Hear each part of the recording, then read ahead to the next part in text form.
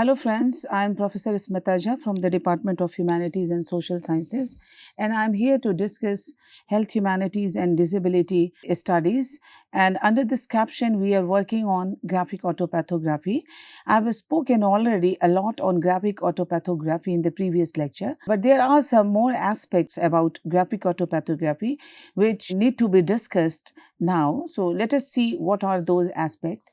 So, the unspeakable made visible, graphic medicine utilizes the juxtaposition of words and images to represent experiences that are difficult to verbalize, such as pain, extreme vulnerability, and psychological distress.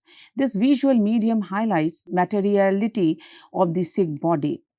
The unspeakable made visible theory argues that art, media, and theory can represent trauma, violence, or social taboos that are too horrific, repressed, or complex for conventional language to describe.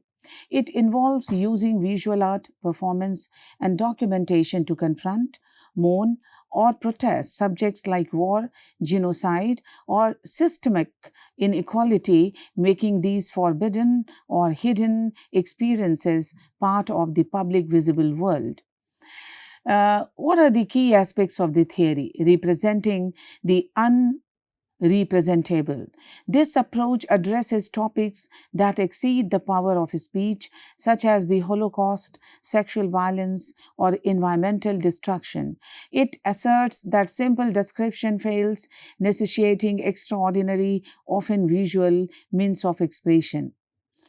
Art and politics. According to Nicholas Mizoeff, politics is the meeting of the visible and the unspeakable, where artists act as spies or witnesses to reveal what is normally hidden. Embodied experience focuses on the body as a site of trauma, where art makes visible the fragmented or controlled nature of the human body under trauma or oppression. Digital activism, feminist and activist movements use digital media to make unspeakable experiences of rape, culture, and harassment visible, using social media as a platform to challenge systemic silence. Historical memory in post conflict or post abuse context, making the unspeakable visible through museums or exhibitions, allows societies to confront forbidden or painful past, providing a way for collective mourning. Art therapy within graphic autopathography, the creation of comic style illustrated narratives by patients about their own illnesses, serve as a powerful therapeutic tool for processing trauma, externalizing pain, and reclaiming identity. By blending words and images, patients reconstruct fragmented traumatic memories into coherent narrative. So, what are the key therapeutic roles in graphic autopathography? Externalization of pain.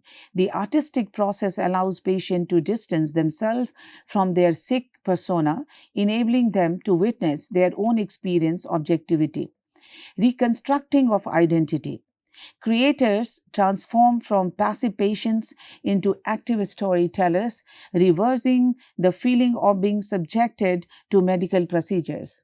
Processing trauma, graphic memoirs allows creators to revisit a structure and make sense of fragmented memories, facilitating emotional release. Interdisciplinary bridge. These works act as a bridge between scientific medicine and personal experience, often referred to as graphic medicine. Therapeutic mechanism, artistic expression, drawing, painting, cartooning enables the reauthoring of one's health journey, providing a haven to process emotional pain. The visual format help illustrate complex feelings and physical sensation that text alone cannot capture. Impact on care. Graphic autopathographies are, in essence, medical confessionals that help healthcare professionals understand the lived experience of disease while providing therapeutic benefits to the author themselves. The third space of graphic medicine, it operates as hybrid space between the medical clinical world and the patient life experience, bringing together subjective emotional life and objective diagnosis. Fragmentation and non-linear time. Many creators utilize non-linear, fragmented, or even lists to represent the decentered self or the confusion of chronic illness rather than a neat linear progression from sickness to health.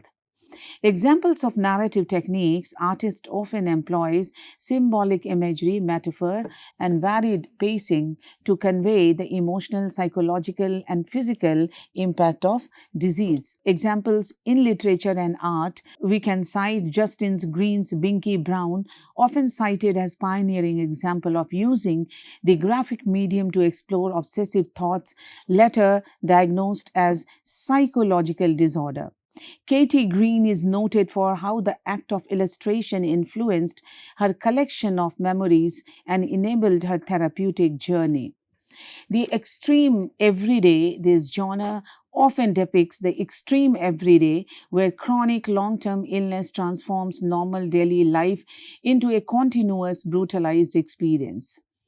If we talk of grapho-visual synthesis in graphic autopathography, it is the crucial blending of text and image to document the subjective experience of illness, transforming disjointed medical data into a cohesive narrative. It bridges cognitive and visual storytelling, allowing patient to articulate pain, trauma, and identity through mixed media illustrations and a structured layout design. A core concept of grapho-visual synthesis, under this we can talk of beyond dualism. Rather than images merely illustrating text, the two work together to create a unique multi-layered language. This synergy allows for meanings that neither medium could convey in isolation. Subjective visualization, it transforms invisible trauma and internal mindsets into tangible inscriptions. For example, the use of color, line weight, or panel structure can mirror the emotional weight of depression or chronic pain. Reclaiming narrative. Graphic autopathography allows authors to reclaim their story from the medical gaze. By choosing how to visually represent themselves, patients move from being passive subjects of a diagnosis to active narrators of their own humanity. Interdisciplinary junction. The IJRTI described this synthesis as a vital junction where personal subjective experiences align with objective medical data, bridging the gap for healthcare providers and families. Now, what are the key functions in graphic medicine? Empathy and literacy. These narratives enhance health literacy by making complex medical experiences relatable and visible. Clinical feedback, they offer valuable feedback to providers by showing how a patient actually navigates the healthcare system. Community insight, popular pathographies such as those found on Goodreads provide a sense of shared experience for others dealing with similar conditions.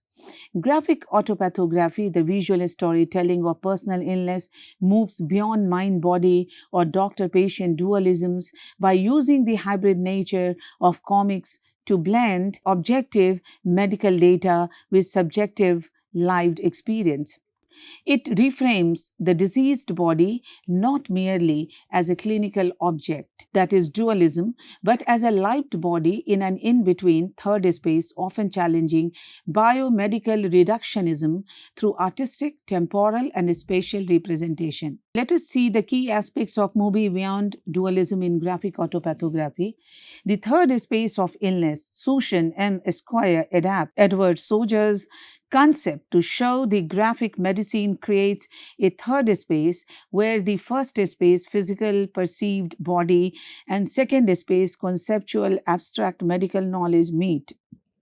This allows the author to exist simultaneously as the patient and the person, resisting the reduction of self to just a diagnosis. Embodied narration and resistance, graphic memoirs often confront hegemonic oppression from biomedical discourses by visually representing the messy, unpredictable nature of sickness. Examples include Cancer Vixen by Marcia Marchetto and Tanglet by Sarah Leavitt, which use visual metaphors to articulate experiences that exceed or fail traditional linguistic description. Hybridity of image and text. The interplay of text and image creates a multi layered language. The visual component can highlight the sensory imaginings of pain, like in Hilary Mantel's work, while text can contextualize it, providing a more holistic view of the person than either medium could alone. Counter diagnosis, autopathographies with psychosocial disabilities often employ a counter diagnostic strategy using the narrative to challenge professional, often restrictive diagnosis and reclaiming authority over their own identity. Beyond othering, these narratives resist the othering of the sick body, allowing the narrator to move beyond being just a passive object of medical gaze, acting as a co-discourse that supplements clinical understanding. Reconstructing identity. The act of creating these stories help reconstruct a new sense of self after the fragmentation caused by disease, navigating the before and after of illness. Graphic autopathography acts as a transformative medium for reconstructing identity following the disruption of chronic illness or trauma. By using visual storytelling, authors represent fragmented selves, challenge medical stereotypes, and reassert agency over their bodies, often transforming an objectified patient identity back into a cohesive, lived experience. Reconstructing identity in graphic autopathography, comics about illness, is the process of reclaiming agency and sense of self after the destabilizing crisis of medical diagnosis. Through the unique visual verbal medium of comics, authors navigate the unbridgeable gap between their pre illness and post diagnosis worlds. The key aspects of identity reconstruction in graphic medicine covers fluid and fragmented self. So graphic narratives moves away from a monolithic identity by representing the self as fluid, fragmented, and unstable through disjointed panels and stylized avatars. Second is visualizing the altered body. Artists bridge the gap between their pre diagnosis healthy life and the post diagnosis sick body by visualizing the lived experience of illness. Contesting medical hegemony, these works challenge the depersonalized medical gaze, where the patient is reduced to a body part or case file by reincorporating subjectivity, personal context, and emotional experience. Creating a third space, graphic memoirs operate as a third space or third space linking the first space, physical body, and second space, conceived clinical space, to forge a new integrated identity. Agency and performative power, the act of drawing and writing creates a performance of the self, allowing the artist to reclaim their voice, combat stigma, and shape how they are perceived. So the common strategies for reconstructing identity covers autographic gesture. The artist hand-drawn avatar highlights the interpretative nature of the self. Metaphors and symbolism, using visual metaphors to illustrate invisible symptoms like pain, fatigue, brain fog. Disruption of narrative utilizing nonlinear timelines and panel fragmentation to mirror the interruption of life by illness. Visual avatars and fluid subjectivity, by depicting themselves as hand drawn avatars, cartoonists highlight the difference between their physical selves and their internal identities. This discontinuous self portrayal across panels reflects a fluid rather than a static sense of being. Embodied narrative authors moved beyond clinical data to show how the lived body experiences suffering. This establishes the body not just as a site of disease, but as the foundation of the person's unique story. Combating marginalization, graphic memoirs act as performative tools that contest dominant medical narrative. They allow the sick to reject identities enforced by the medical gaze and assert their own choice of who they are. Bridging temporal gaps, the narrative structure helps authors create a new continuity to replace the one ruptured by illness, often by exploring the split between the narrating I, the healthy present self, and the narrative I, the sick past self. Therapeutic and performative acts, writing and drawing, these experiences serve as therapeutic act that transforms silence into speech and alienation into connection. Now, some key concepts in graphic autopathography, that is pathos versus bios. The shift in autopathography from a general life story bios to one centered on illness and trauma, that is pathos. Third space, the in between space, where the physical world and the conceptual world of the patient meet, as is explored in graphic medicine. Narrative medicine, and interpretative practice that focuses on the intersubjective encounters between healthcare professionals and patients. Graphic autopathography or graphic medicine contest medical hegemony by using the visual verbal medium of comics to center the patient's subjective experience, subverting dominant biomedical narratives and reclaiming agency. These narratives expose the dehumanizing aspects of clinical care, such as the clinical gaze, and critique the capitalist, pharmaceutical driven nature of contemporary healthcare. Now, there are key ways graphic autopathography challenges medical authority. The first is subverting the biomedical model. By focusing on lived experience of illness rather than just physical symptoms, graphic memoirs challenge the reductionist objective focus of traditional medicine. Challenging the clinical gaze, text often portray the patient as a passive subject under the scrutiny of healthcare professionals, using visual storytelling to highlight the power imbalance and reclaim the patient's voice. Critiquing systematic issues, graphic narratives such as Emily Steinberg's Broken Eggs expose the unethical practices of pharmaceutical and insurance companies, making the political and economic realities of health visible. Reclaiming agency, graphic autopathographies, including works by Ellen Forney and Marisa Marchetto, allow authors to visually and verbally represent their own bodies and illness, resisting the marginalization and stigmatization caused by medical and social system. Visualizing embodiment, comics enable the depiction of invisible, internal, and complex sensations, giving form to subjective pain and the chaotic experience of chronic illness. Refusing linear narratives, many, particularly women's graphic memoir, refuse the neat ending of cure, highlighting the ongoing, messy, and sometimes long term nature of living with illness. Creating solidarity through graphic autopathography.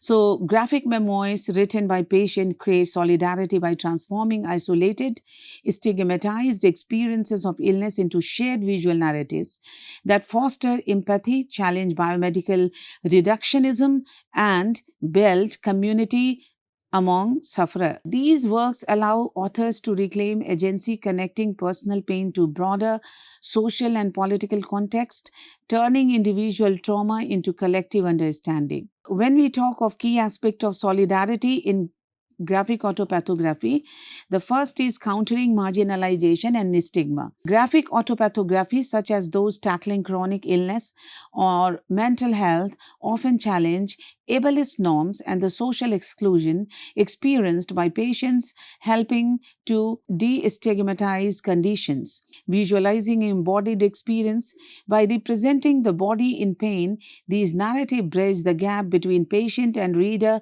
evoking empathy in a way that text alone might not.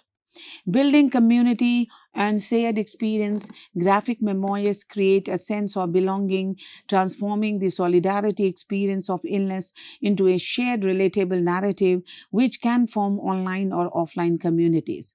Challenging biomedical narrative, these texts often push back against biomedical reductionism, reclaiming the patient's voice and agency to redefine what it means to be ill, often resisting a linear narrative of cure. Intersectional representation, these narratives often highlight that illness is not isolated, but rather shaped by intersectional factors like gender, race, and socioeconomic status, creating solidarity across diverse experiences of marginalization. Now, examples in practice, graphic medicine as third space. So, graphic medicine serves as a third space for the health humanities, bridging the gap between the medicine and patient life. Web comics and accessibility projects like those by Orijit Sen et al. Use web comics to connect bodily health to broader social issues like food security, creating solidarity in addressing health inequities. Revisiting personal history, authors like Naira Elshamira Head Above Water use personal journals to challenge the silence imposed on disabled women, empowering readers with shared experience.